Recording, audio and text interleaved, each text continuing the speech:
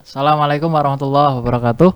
Bertemu lagi dengan Pak Irfan di pembelajaran tarikh kelas 8. Kali ini kita belajar tentang Daulah Umayyah.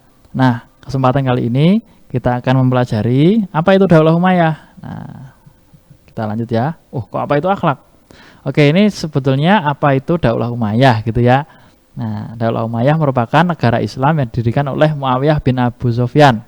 Ini adalah salah satu tokoh periwayat hadis dan juga penulis ayat Al-Quran. Jadi ini bukan orang sembarangan, salah satu sahabat Rasulullah. Nah, nama Umayyah diambil dari kakeknya Muawiyah. Jadi Muawiyah menamakan negara Islam yang didirikannya dengan nama kakek buyutnya. Nah, didirikan pada tahun 41 Hijriah atau 661 Masehi. Sekarang sudah 2020, berarti sekitar 1400-an tahun yang lalu. Masa pemerintahannya berlangsung selama 90 tahun dari 132 Hijriah atau 750 Masehi. Bisa kalian hitung sendiri ya. Oke. Sampai ya ini ya. Sampai. Jadi mulainya dari 661 Masehi sampai 750 Masehi.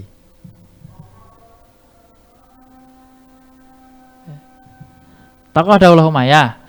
Dalam pembelajaran kali ini ada 4 tokoh yang ditampilkan. Ada Muawiyah, ada Abdul Malik, ada Walid, ada Umar. Nah, ini kan ada bin-binnya ini ya. Nah, maka pada pertemuan kali ini hanya Pak Irfan jelaskan 2 dulu. Pertama, Muawiyah bin Abu Sufyan. Ini memerintah selama 20 tahun.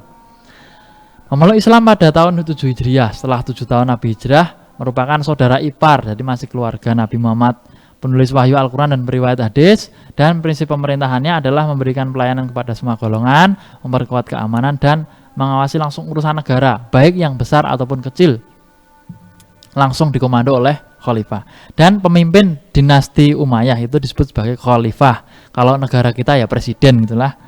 Nah, jasanya apa? Jasanya membentuk beberapa lembaga. Kalian bisa baca di sini, Diwanul Hijabah, lembaga pengawal khalifah. Kalau sekarang ya mungkin Pas Pampres, pasukan pengamanan presiden ya.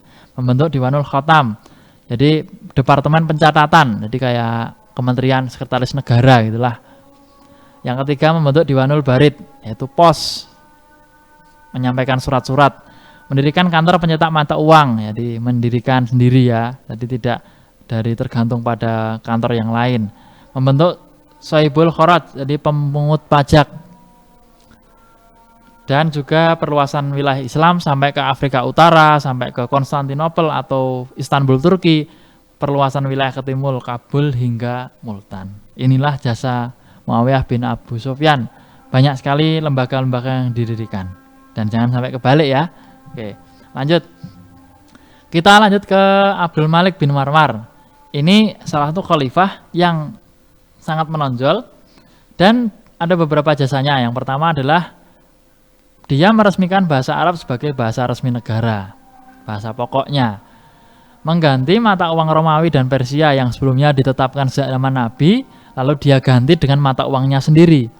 Yang ketiga, pembaruan tulisan Arab, menerapkan titik, misalnya tak itu titiknya 2, tak itu titiknya 3, nun itu titiknya 1. Nah, itu berasal dari beliau ini.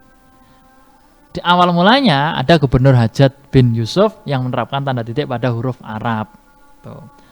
Agar tidak menimbulkan perbedaan di antara para penulis huruf Arab.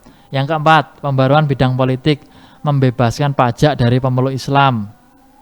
Mengurangi jumlah tentara untuk apa? Agar jumlah pendapatan negara yang digunakan untuk membayar tentara itu tidak terlalu banyak. Dan mengembalikannya ke sektor pertanian. Dan mengembalikan kembali penerapan pajak. Yang kelima, mengembangkan sistem pos yang tadi sudah didirikan oleh Muawiyah. Yang keenam, membentuk Mahkamah Agung. Nah, sudah ada lama, tidak hanya baru-baru ini. Dan yang ketujuh, mendirikan bangunan bersejarah dalam bentuk pabrik senjata juga ada, dan ada juga kapal perang di Tunisia. Itulah beberapa jasa dari siapa tadi? Muawiyah dan juga Abdul Malik bin Marwar. Sebenarnya khalifah Umayyah itu ada banyak, tapi yang disajikan di kurikulum kita hanya ada 4. Yang kita bahas hari ini ada 2, yaitu Muawiyah bin Abu Sufyan dan juga Abdul Malik bin Marwan. Itu ya. Terima kasih atas kesempatannya. Kalian bisa baca materi ini. Kalau kalian bingung silahkan ditanyakan Pak Irfan. Kalau sudah jelas alhamdulillah. Minggu depan kita akan lanjut ke 2 khalifah yang lain, yaitu ada Walid bin Abdul Malik dan Umar bin Abdul Aziz. Itulah yang bisa Pak Irfan sampaikan pada pembelajaran kali ini. Kurang lebihnya Pak Irfan mohon maaf. Kita akhiri. Wassalamualaikum warahmatullahi wabarakatuh.